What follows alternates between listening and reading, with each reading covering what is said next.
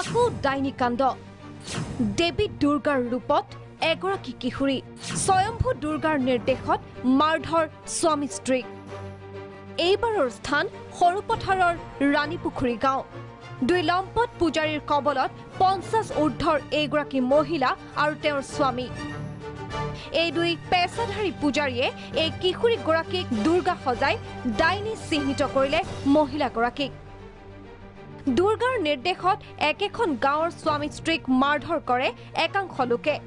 মঙলবাৰে দিনটো দম্পতীক অত্যাচাৰ কৰি সন্ধিয়া মুকলি কৰি দিয়ে পিছত ভুক্তভোগী মহিলাগৰাকীয়ে ঘটনা সন্দৰ্ভত গোচৰ তৰে উৰিয়ামঘাট আৰক্ষী থানাত নগাজুৰি আহিব আজি আই বিসৰ্জনা দিবলৈ তাত ছোৱালীজনী দুৰ্গা উঠিছে কৈছে তাত দুৰ্গা পূজা আপোনালোকে শৰাই সাজিবৰ কাৰণে আপোনালোকক মাতিছে বুলি কৈছে তেতিয়া মই বুঢ়ীজনীক ক'লোঁ যে আই আমিতো এইবোৰ নাজানে আমাকতো গাহৰি বেপাৰী বুলি হাঁহে গতিকে নাই মই লগত ফটো মাৰি দিম তোমালোকৰ লগত তোমালোকে শৰাইটো সাজিবা এই ল'ৰাটোক ক'লে